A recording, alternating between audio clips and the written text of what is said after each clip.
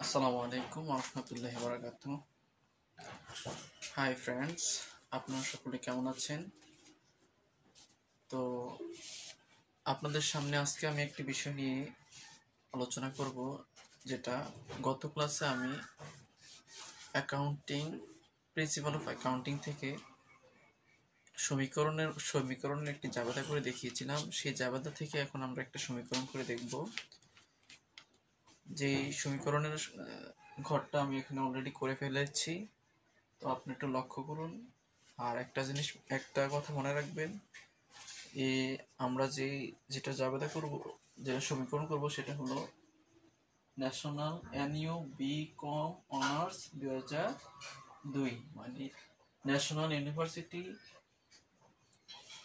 Degree honours 2002 সালে যেই অঙ্কটা এসেছিল তার একটি সমীকরণ আমরা করে দেখাবো। এই যে দেখুন, আমরা এখান থেকে মূলত সমীকরণটা করব। তো প্রথমে আমরা একটু লক্ষ্য করি, এই যে সূত্র দুটো দেওয়া আছে, সূত্র a = l + c + r - ex - d, এই সূত্রটি লক্ষ্য করবেন, কারণ সূত্রটা যদি না বুঝেন তাহলে আপনারা এই সমীকরণটা সমাধান করতে পারবেন না। তো আমি এই ঘরটি মূলত দুইটা খণ্ডে করেছি, যেহেতু এখানে জায়গা কম, এই জন্য এদিকে একটা খণ্ড, এই পাশে একটা খণ্ড। তো এই খণ্ডে আমি মূলত এখানে যখন কোনো হিসাব সমীকরণ করবেন তখন আপনাকে প্রথমে দেখতে হবে কয়টা লেনদেন আছে এখানে। তো আমি গুনে গুনে দেখছি কয়টা আছে। 1 2 3 4 5 6 7 8 9 10 11 12 13, মোট 13টি লেনদেন আছে। তো যখন আপনারা সমীকরণ করবেন তখন ওই 13টি লেনদেনের পরিবর্তে আপনারা 14টি ঘর করবেন সমীকরণের জন্য। তো এর মধ্যে আমাদের এই জাবেদা থেকে আমরা cash, account receivable, office equipment, office supplies, accounts payable, capital, এগুলো আমরা খুঁজে বের করে পূর্ব উপস্থাপন করে রেখেছি। ঠিক একইভাবে এখানেও cash, account receivable, office equipment, office supplies, accounts payable, capital, মানে এই অংশটা আমি এখান থেকে করব, আমরা এখানে এসে এটা সমাপ্তি ঘটাবো। তো আমরা প্রথমে দেখি কি দেওয়া আছে এখানে, যে invested cash to start the agency 3 lakh টাকা। 3 লক্ষ টাকা নগদ বিনিয়োগ করে একটি এজেন্সি শুরু করা হলো। এখানে যেহেতু নগদ বিনিয়োগ করা হয়েছে সেহেতু নগদ টাকা বাড়বে, পাশাপাশি ওই এজেন্সির মূলধন বৃদ্ধি পাবে। তাহলে আমরা নগদ টাকার দিকে নগদের ঘরে বাড়িয়ে দেব, এবং মূলধনের যে ঘর আছে ক্যাপিটাল, সেই ক্যাপিটালের ঘরে আমরা বাড়িয়ে দেব। এখানে আমরা ক্যাশ দেখতে পাচ্ছি, এই ক্যাশের মধ্যে লিখবো আমরা 3 লক্ষ।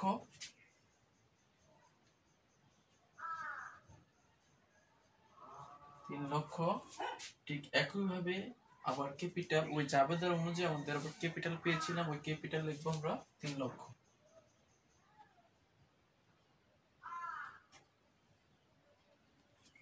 দেখুন, আমরা 3 লক্ষ টাকা লিখে রেখেছি, আর এখানে এদিকে একটা জায়গা, একটি ঘর খালি দেখতে পাচ্ছেন আপনারা। এখানে মূলত আমরা মন্তব্য দেব, কমেন্ট। এই ঠিক একই ভাবে এদিকেও একটা খালি ঘর আছে, সেখানেও কমেন্ট, যেটাকে আমরা মন্তব্য বলে থাকি, কমেন্ট।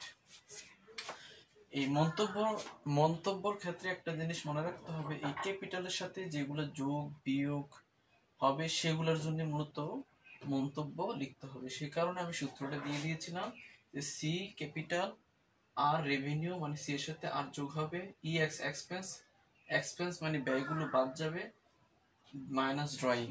তো ডি মানে এই ডি ক্যাপিটাল থেকে বাদ দিতে হবে, তার জন্য মূলত মন্তব্য দিতে হবে, কিন্তু অন্য ক্ষেত্রে মন্তব্য দেওয়ার প্রয়োজন নেই। তো আমরা একটা করতে পারলাম, এখন আমরা এটা নিচে নামিয়ে দেব।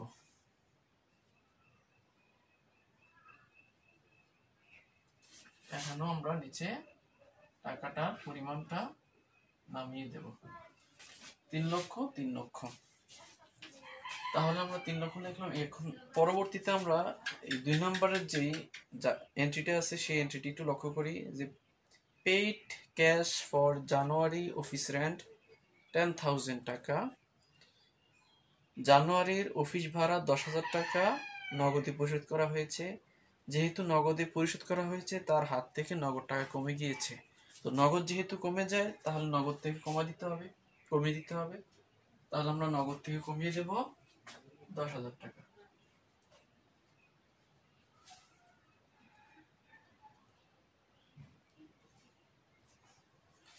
পাশাপাশি অফিস রেন্ট একটা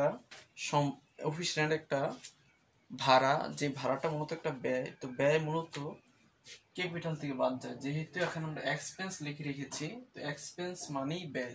তো ব্যয়টা মূলত এই মূলধন থেকে বাদ যাবে। তাহলে এখান থেকে 10,000 টাকা বাদ দিতে হবে।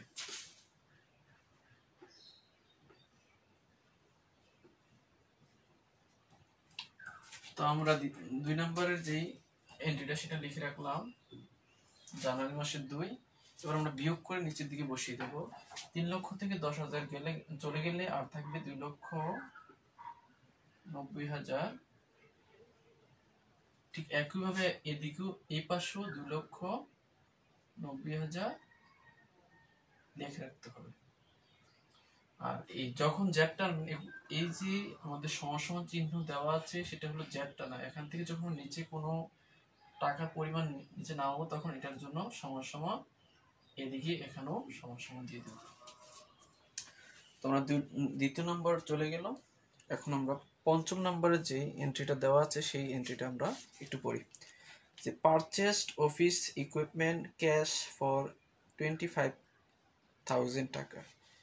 25,000 টাকার অফিস ইকুইপমেন্ট মানে অফিস সরঞ্জাম নগদে ক্রয় করা হয়েছে। যেহেতু এখানে নগদে ক্রয় করা হয়েছে, ব্যবসায়ের মালিকের নগদ টাকা কমে গিয়েছে। পাশাপাশি অফিস ইকুইপমেন্ট একটা সম্পদ, আবার সম্পদও বৃদ্ধি পেয়েছে। তো আমরা যেহেতু অফিস ইকুইপমেন্ট এখানে লিখে রেখেছি, অফিস ইকুইপমেন্টের ঘরে যোগ করে দেব। আর এখান থেকে মূলত যেহেতু নগদ টাকা দিয়ে কিনেছে এখান থেকে বাদ দিয়ে দিব।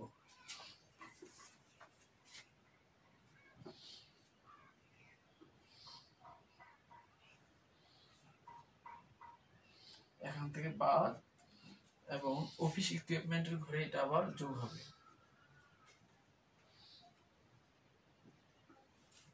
তো আমাদের 5ম নম্বরের যে এন্ট্রিটা সেটা লেখা হলো। এখন আমরা শুধু জ্যাপ টেনে দেবো। এই 2,90,000 থেকে 25,000 টাকা বাদ দিলে যেটা হয় সেটা এখানে লিখবো। 25,000 এটা যা আছে তাই লিখে দিব আমরা। এখন হবে 2,65,000 বাদ দিয়ে যদি আমরা লিখি, আর এদিকে হবে 25,000,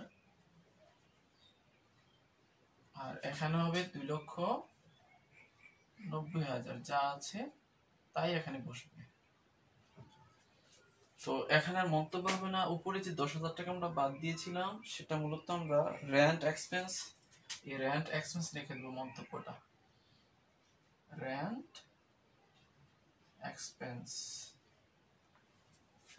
এক্সপেন্স আমরা বাদ দিয়ে দিলাম, এই জন্য আমরা কমেন্টে লিখে দিলাম রেন্ট এক্সপেন্স। তার পরবর্তীতে আমরা 10 নম্বরে চলে যাব। 10 নম্বরে এখানে বলা হয়েছে যে incurred advertising cost in the daily times on account 10,000 টাকা। ডেইলি সময় পত্রিকার 10,000 টাকার বিজ্ঞাপন ব্যয় এখনো বকেয়া রয়েছে। যেহেতু এখানে বকেয়া রয়েছে তাহলে অ্যাডভার্টাইজিং কস্ট এটা যদি এখন নাও দেয় পরবর্তীতে সেটা পরিশোধ করতে হবে। তো অ্যাডভার্টাইজিং একটা ব্যয়, যেহেতু এখানে ব্যয় আমরা মূলধন থেকে বাদ দিয়ে দিব, ক্যাপিটাল থেকে বাদ দিয়ে দিব। যেহেতু এখানে এক্সপেন্স লেখা আছে, এক্সপেন্স মূলত ক্যাপিটাল থেকে বিয়োগ করে দিতে হয়। পাশাপাশি আর আমার কাছ থেকে আরেকজন ওই টাকাটা পাবে। তো যেহেতু পাবে তিনি হবে আমার পাওনাদার। তাহলে আমরা পাওনাদার বলতে বুঝি যে অ্যাকাউন্টস পেয়েবল। তাহলে অ্যাকাউন্টস পেয়েবলের ঘরে বৃদ্ধি করে দেব, পাশাপাশি এখানে মূলধন থেকে কমিয়ে দিব। যেহেতু এখানে ব্যয় হয়েছে আমরা বাদ দিয়ে দিচ্ছি 10,000 টাকা।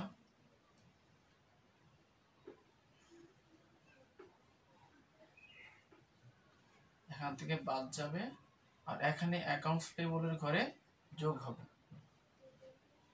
আর এটার তারিখ হবে 10 তারিখ। তো আমরা হিসাবের নিয়ম অনুযায়ী আমরা টাকাটা বসালাম। এখন আমরা জ্যাপ টেনে দেব। জ্যাপটা মূলত আমরা যোগ বিয়োগ করে যেভাবে পূর্বে বসিয়েছিলাম সেভাবে বসিয়ে দেবো। এখানে যেটা আছে সেটা বসিয়ে দেব। 2,65,000, 25,000, 10,000 যা আছে তাই। এখন এই পর্যায়ে সে 2,90,000 থেকে 10,000 টাকা বিয়োগ করে এখানে বসাতে হবে, তাহলে 2,80,000 থাকবে। তো এই 10,000 টাকা মূলত একটা অ্যাডভার্টাইজিং কস্ট। তাহলে মন্তব্য লিখবো আমরা অ্যাডভার্টাইজিং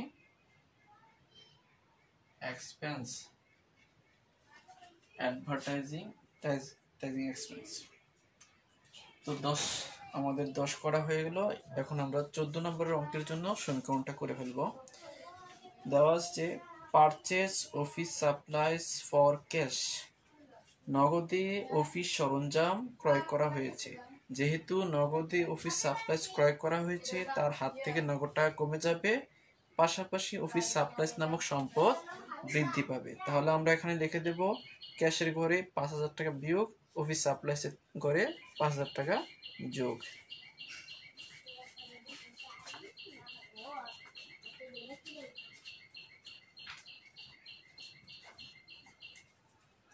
অফিস সাপ্লাইজের করে 5,000 টাকা যোগ। তো আমরা কত তারিখ লিখেছিলাম? এটা মূলত 14 তারিখ। তো আমরা এখানে আমরা লিখে দিলাম হিসাবের নিয়ম অনুযায়ী 5,000 যোগ, এখান থেকে 5,000 বিয়োগ। এখন আমরা বিয়োগ করে দেব। 2,65,000 থেকে 5,000 চলে গেলে থাকবে আমাদের 2,60,000, আর এখানে থাকবে 25,000, আর এখানে থাকবে 5,000। যেহেতু এখানে যোগ, তাহলে এটা যা আছে তাই বসবে। এখানে এই 10,000 টাকা আবার এখানেই বসবে। জ্যাপ টেনে দিলাম আমরা, এই 2,80,000 যা আছে তাই আমরা বসিয়ে দেব। আর এখানে সবগুলোর ক্ষেত্রে যখন জ্যাপ টানবেন এটা আপনারা সমান সমান চিহ্ন দিয়ে দিবেন। তারপরে আমরা 18 তারিখ করব। তো 18 তারিখ বলা হয়েছে যে আর্নড ফর সার্ভিস রেন্ডার্ড 30,000 টাকা, 30,000 টাকা সেবা প্রদান করা হয়েছে, এর বিনিময়ে উপার্জন হয়েছে। যেহেতু এখানে সেবা প্রদান করে উপার্জন করা হয়েছে 30,000 টাকা, তাহলে আমার আয় বৃদ্ধি পেয়েছে। আয়কে আমরা ধরে নেব টোটাল 30,000, এর মধ্যে 20,000 টাকা ক্যাশ রিসিভ, 30,000 টাকা বাকিতে বিক্রি করার পরে সেবা দেওয়ার পরে 20,000 টাকা সে নগদ পেয়েছে। তো নগদের ঘরে 20,000 টাকা যোগ হবে, যেহেতু এখন নগদ টাকা বাড়বে। পাশাপাশি আরও 10,000 টাকা এখনো বাকি রয়েছে। 10,000 টাকা যেহেতু বাকি রয়েছে, এটা অ্যাকাউন্টস পেবল, মানে পাওনাদার এখনো রয়ে গিয়েছে। সরি, অ্যাকাউন্টস রিসিভেবল, দেনাদার হবে 10,000 টাকা। তাহলে আমরা ক্যাশের ঘরে 20,000 টাকা লিখে দেবো, যেহেতু নগদ টাকা গ্রহণ করেছে। তো আমরা 20,000 টাকা ক্যাশের সাথে যোগ করে দেব।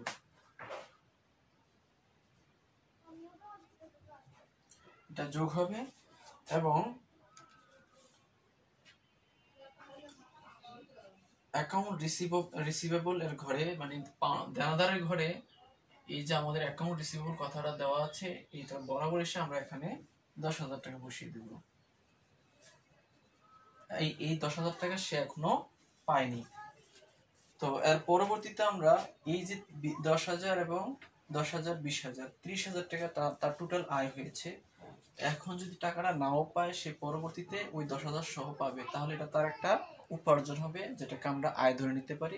তো আয়টা মূলত 30,000 ধরতে হবে। তো আয় মূলত কার সাথে যোগ হয়? ক্যাপিটালের সাথে। যেহেতু আমরা এখানে সূত্র লিখে দিচ্ছি C+R, মানে ক্যাপিটালের সাথে রেভিনিউ মানে আয়টা যোগ হবে। তাহলে আমরা আয়টা যোগ করে দেবো, টোটাল 30,000 টাকা। 30,000 টাকা আমরা যোগ করে দিলাম। এখন আমরা জ্যাপ টানবো, সেটা হলো 2,60,000 সাথে 20,000 যোগ। তো কত থাকবে আমাদের? 2,80,000।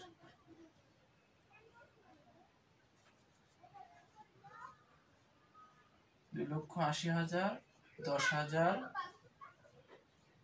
25,000-এর 25,000 যা আছে তাই বসিয়ে দিবেন। 5,000-এর 5,000 যা আছে তাই বসবে। এবার এই 10,000 টাকা এখানে বসবে।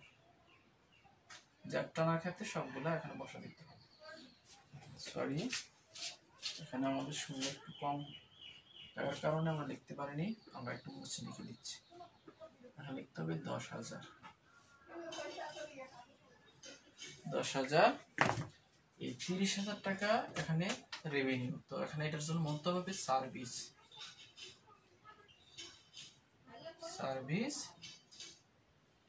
রেভিনিউ। Service revenue. এখন আমরা 2,80,000-এর সাথে 30,000 যোগ করব। যোগ করলে কত হবে? 2,80,000 আর 30-এ আর 3,10,000। 3,10,000 আমরা এখানে বসিয়ে দিই। এটা হলো মূলত 18 তারিখের। আর পরবর্তীতে আমরা লিখব 20 তারিখ। তো 20 তারিখ আমরা দিয়ে দিই। তো 20 তারিখে যেটা বলা হয়েছিল যে withdraw cash for personal use, ব্যক্তিগত ব্যবহারের ফলে ব্যক্তিগত ব্যবহারের জন্য 6,000 টাকা উত্তোলন করা হয়েছে। আমি আবার বলছি, withdraw cash for personal use 6,000 টাকা। যেহেতু এখানে উত্তোলন করেছে মালিক মূলত এটা ব্যবসা থেকে উঠিয়েছে, তো ব্যবসাটা কমে যাবে। পাশাপাশি উত্তোলন একটা মালিকানা সত্ত্ব। তো আমরা পূর্বের ক্লাসে একটি টিউটোরিয়ালের কথা বলেছিলাম, সেখানে আমরা জানি মালিকানা সত্ত্ব বৃদ্ধি পেলে ক্রেডিট, হ্রাস পেলে ডেবিট। যেহেতু এখানে মূলধন থেকে টাকা উঠিয়ে ফেলা হয়েছে, তো মালিকানা সত্ত্বটা কমে যাবে। পাশাপাশি ক্যাশ থেকেও কমে যাবে, যেহেতু নগদ টাকাটা ব্যবসা থেকে চলে যায়। তো আমরা ক্যাশ থেকে কমিয়ে দেবো 6,000 টাকা এবং মালিকানা সত্ত্ব থেকে কমিয়ে দেবো 6,000 টাকা।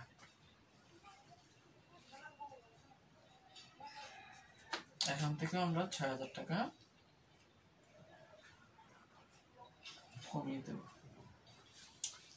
তো এটার জন্য আমরা কি লিখবো? মন্তব্য ড্রয়িং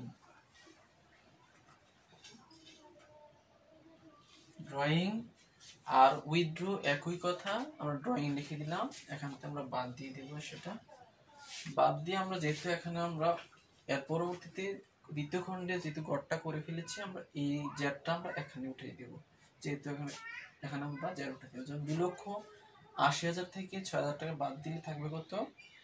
2,74,000 টাকা। 2,74,000 টাকা আমরা এখানে বসিয়ে দেবো। আমরা জ্যাডটা আনতেছি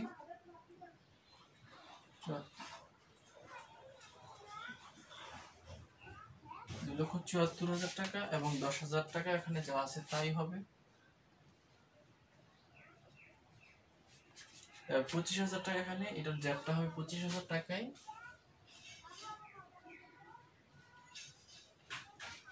তারপরে 5,000 টাকা, এই 5,000 টাকা এখানে আবার 5,000 টাকাই হবে। আর পরবর্তীতে আমরা এল প্লাস ওই মানে লায়াবিলিটি প্লাস ওনার ইকুইটির দিকে যে 10,000 টাকা আছে, 10,000 টাকা আমরা এখানে বসিয়ে দেব। এরপরে আমরা এই 3,10,000 থেকে 6,000 যদি চলে যায়, তাহলে আমাদের কত থাকে হাতে? 3,04,000। আমি লিখবো 3,04,000 টাকা। এটার জন্য আমরা মন্তব্য অলরেডি দিয়ে ফেলেছি। তো আমরা 20 তারিখ লিখতে পারলাম। এখন আমরা 20 তারিখের পরে 23 তারিখ, paid the Daily Times amount due on January 10। জানুয়ারি 10 তারিখের বকেয়া টাকা পরিশোধ করা হয়েছে। জানুয়ারি 10 তারিখে যে আমাদের একটি বিজ্ঞাপন বাবদ যে ব্যয়টি হয়েছিল, সেই ব্যয়টার যে বকেয়া ছিল, সেই টাকাটা এখন পরিশোধ করা হয়েছে। সেই পরিশোধের টাকাটা হলো 10,000 টাকা। উপরে 10 তারিখের মধ্যে এটা দেখবেন আপনারা 10,000 টাকা। 10,000 টাকা আমাদের যেহেতু এখানে পরিশোধ করে দিয়েছি, তাহলে আমাদের নগদ টাকা কমে যাবে, যেহেতু পেড কথা আছে। পাশাপাশি আমাদের যে দায় ছিল, মানে আমার কাছ থেকে যে পেত, তাকে যেহেতু পরিশোধ করে ফেলেছি, আমার দায়টা কমে যাবে। তাহলে আমি পাওনাদার থেকে বাদ দিয়ে দিব এবং নগদের থেকে বাদ দিয়ে দিব। তো পাওনাদার বলতে অ্যাকাউন্টস পেবল।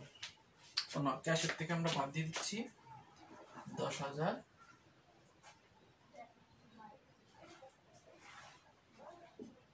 পাশাপাশি অ্যাকাউন্টস পেবল দেওয়া আছে এখানে, এখানেও 10,000 টাকা। তো এই 10,000 টাকা আমরা এখান থেকে বাদ দিয়ে দিচ্ছি। তো আমরা এখন জ্যাপটানে দিই। 2,74,000 থেকে 10,000 টাকা চলে গেলে থাকবে 2,66,000, সরি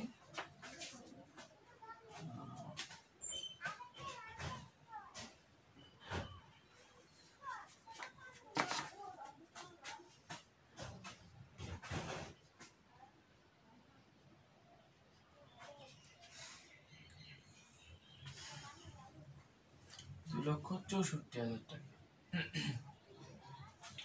2,64,000 টাকা থাকবে এখানে। আর এই 10,000 10,000 লিখে দেব।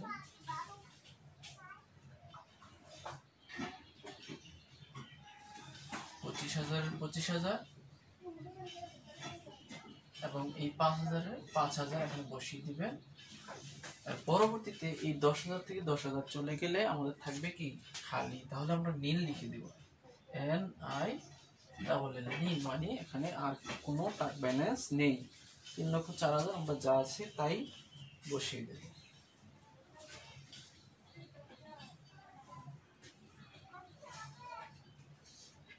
এই 3,04,000 টাকা আমরা বসিয়ে দিলাম। তাহলে 30 তারিখ এলো। আর পরবর্তীতে আমরা করব 25 তারিখ। তো 25 তারিখ আমরা তারিখটাকে লিখে নিই। তো 25 তারিখ যেটা বলা হয়েছে যে পারচেস এডিশনাল অফিস সাপ্লাইস, অতিরিক্ত অফিস সাপ্লাইস ক্রয় করা হয়েছে অন অ্যাকাউন্ট 4,000 টাকা, মানে বাকিতে। অন থাকলে তো আপনারা জানেন বাকিতে, তাহলে বাকিতে যদি অফিস সাপ্লাইস অতিরিক্ত ক্রয় করা হয় তাহলে আমাদের পাওনাদার বাড়বে। পাশাপাশি এডিশনাল অফিস সাপ্লাই যেটা, এটা একটা সম্পদ, আপনার আবার সম্পদ বৃদ্ধি পাবে। তাহলে ব্যবসায়ের সম্পদ আমরা বাড়িয়ে দিব, পাশাপাশি ব্যবসায়ের পাওনাদারকে আমরা বাড়িয়ে দেব। তো ব্যবসায়ের সম্পদ বলতে অফিস সাপ্লাইস, অফিস সাপ্লাইসের করে আমরা লিখে দেব, অফিস সাপ্লাইসের করে লিখে দেব 4,000 টাকা যোগ, যেহেতু বৃদ্ধি পেয়েছে। পাশাপাশি পাওনাদার আবার বৃদ্ধি পেয়েছে, এখানে 4,000, আমরা 4,000 টাকা এখানে বসিয়ে দেব। তো আমরা 4,000 টাকা এখানে বসিয়ে দিলাম। আর পরবর্তীতে আমরা এটা জ্যাট টেনে দেব। এখন আমরা জ্যাটটা টেনে নিচ্ছি। 2,64,000, 10,000 টাকা, 25,000 টাকা, 4,000 এর 5,000 এর 9,000 টাকা যোগ করলে 9,000 টাকা বৃদ্ধি পায়। এই 4,000 এর 4,000 পরবর্তীতে লিখবেন আপনারা 3,04,000। এটার জন্য আর কোনো মন্তব্য নেই। তাহলে আমরা 25 তারিখ করে ফেললাম। এখন আমরা 31 তারিখ করব। পেড এমপ্লয়ি স্যালারিজ, কর্মচারীদের বেতন পরিশোধ করা হয়েছে 5,000 টাকা, 5,000 টাকা। তো 5,000 টাকা যেহেতু পরিশোধ করা হয়েছে, নগদ টাকা আমার হাত থেকে চলে যাবে, মানে ব্যবসা থেকে চলে যাবে। পাশাপাশি স্যালারিস একটা ব্যয়, তো এক্সপেন্স যেটাকে আমরা বলি, এক্সপেন্স বলতে তো আমরা জানি ক্যাপিটাল থেকে বাদ যায়, তাহলে মূলধন থেকে আমরা 5,000 টাকা বাদ দিয়ে দিব, ক্যাশ থেকে 5,000 টাকা বাদ দিয়ে দিব।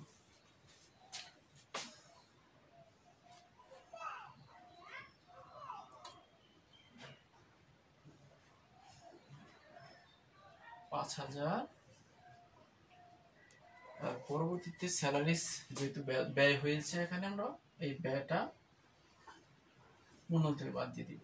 তো আমি পূর্বেই আপনাদেরকে সূত্রটা লিখিয়ে দিয়েছি যে মূলধনের সাথে রেভিনিউ আয়গুলো যোগ হবে, ব্যয়গুলো বাদ যাবে, পাশাপাশি উত্তোলন থাকলে উত্তোলনটা বাদ যাবে। তো আমরা এটার জন্য মন্তব্য লিখতে পারি salaries expense, salaries expense, salaries expense আমরা এখানে বসিয়ে দিলাম। তাহলে আমাদের জ্যাটটানা বাকি রইল। তো আমরা জ্যাটটানে দিই। 2,64,000-তে 5,000 টাকা চলে গেলে থাকবে 2,59,000 টাকা। এরপরে এই 10,000 টাকা 10,000-এর ঘরে বসিয়ে দেন। 25,000-এর 25,000 বসিয়ে দিবেন। 9,000-এর 9,000 বসিয়ে দিবেন। পরবর্তীতে উপরে যে 4,000, এই 4,000 এখানে যা আছে তাই বসিয়ে দিতে হবে। এবার 2,04,000 থেকে 5,000 টাকা বাদ দিতে হবে, বাদ দিলে থাকবে সরি 3,04,000 থেকে 5,000 টাকা বাদ দিতে হবে, থাকবে আমাদের 2,99,000 টাকা। 2,99,000 টাকা আমাদের হাতে রইল।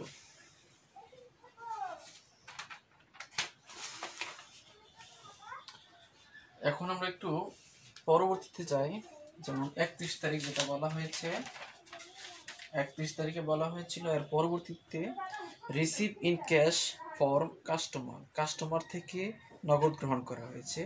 হু have previously been billed on January 18, যার কাছ থেকে জানুয়ারি 18 তারিখে বিলটি পাওয়া যেত, তো তার কাছ থেকে আমি টাকাটা গ্রহণ করেছি বা ব্যবসা গ্রহণ করেছে। তো যেহেতু ব্যবসা গ্রহণ করেছে ক্যাশ বাড়বে, আমরা ক্যাশের ঘরে যোগ করে দেব 18 তারিখে যে টাকাটা বাকি ছিল 10,000 10,000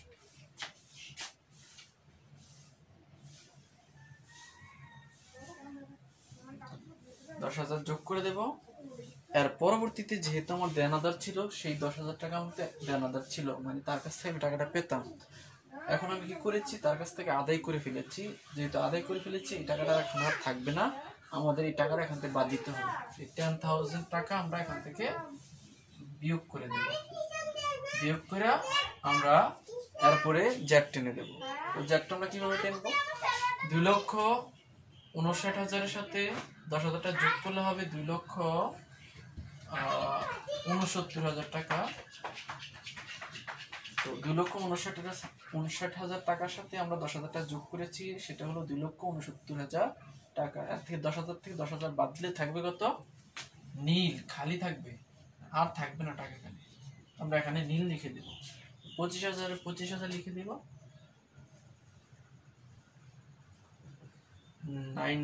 9,000 বসিয়ে দেব। এবারে 4,000 বসিয়ে দেব। জ্যাট টেনে দেব না, 2,99,000 যা আছে তাই বসিয়ে দিলাম। তো আমরা সমস্যা মুছে দেব।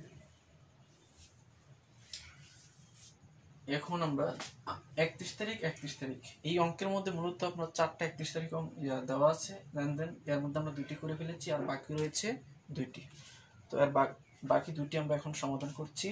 সেটা হলো যে received in cash from a new customer, একজন নতুন কাস্টমারের কাছ থেকে নগদ টাকা গ্রহণ করা হয়েছে ফর সার্ভিস রেন্ডার্ড, মানে সেবা প্রদান করে।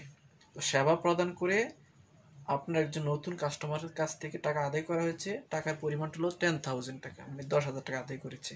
যেহেতু 10,000 টাকা সে নগদে আদায় করেছে, তাহলে নগদ টাকা তার বৃদ্ধি পাবে, তো নগদের ঘরে যোগ করে দিতে হবে। পাশাপাশি সার্ভিস রেন্ট মানে সার্ভিস রেভিনিউ হবে, তার একটা আয় হবে। তো আয়টা আমরা জানি ক্যাপিটালের সাথে যোগ হয়, তাহলে আমরা ক্যাশের ঘরে 10,000 টাকা যোগ করে দেব।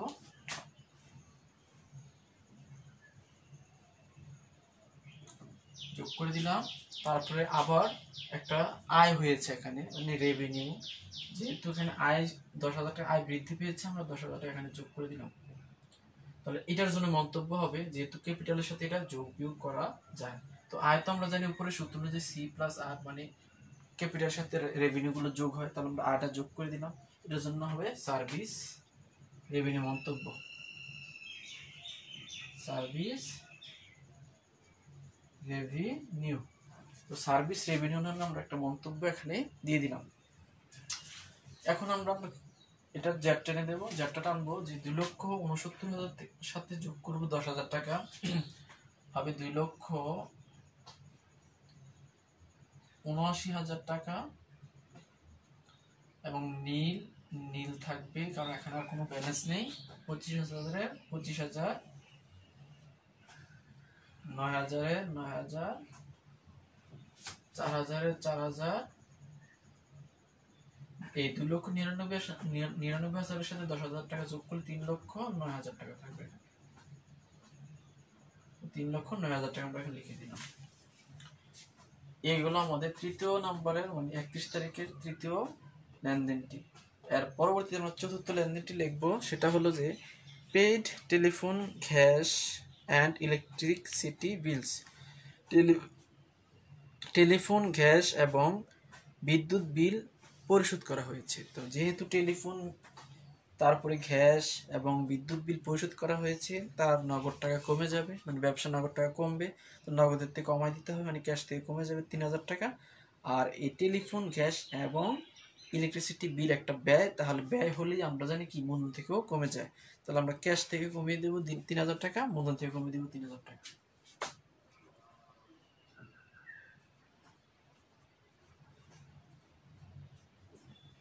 তাহলে মূলধন থেকে আমাদের কমে যাবে 3000 টাকা। তো আমরা কমিয়ে দিলাম। এটার জন্য আমাদের যে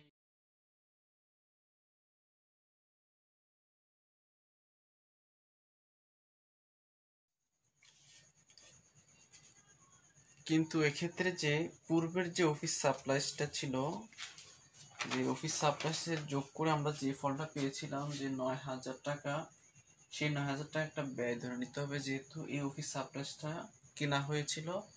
তো অফিস সাপ্লাইস যদি কেনা হয়ে থাকে তাহলে একটা এক্সপেন্স, তো ব্যয়টা সর্বশেষে গিয়ে এখান থেকে বাদ দিতে হবে। এখন অফিস সাপ্লাইস থেকে 9000 টাকা বাদ দিয়ে দিতে হবে, পাশাপাশি অফিস সাপ্লাইস একটা ব্যয়, তাহলে ব্যয় তো আমরা জানি কোথা থেকে বাদ যায়, মূলধন থেকে বাদ যায়। ওই সূত্র অনুযায়ী সি প্লাস আর, মানে সি এর সাথে আর রেভিনিউ যোগ হয়, ইএক্স মানে এক্সপেন্স বাদ হয়, মাইনাস ডি বাদ হয়। যেহেতু এখানে আমাদের কি এক্সপেন্স আছে, তো আমাদের অফিস এক্সপেন্স একটা ইয়ে ছিল, ব্যয় ছিল, সেখানে এখান থেকে এটা বাদ দিতে হবে। তো বাদ দিলে আমাদের এটার মন্তব্য দেওয়ার দরকার নেই এই ক্ষেত্রে এসে।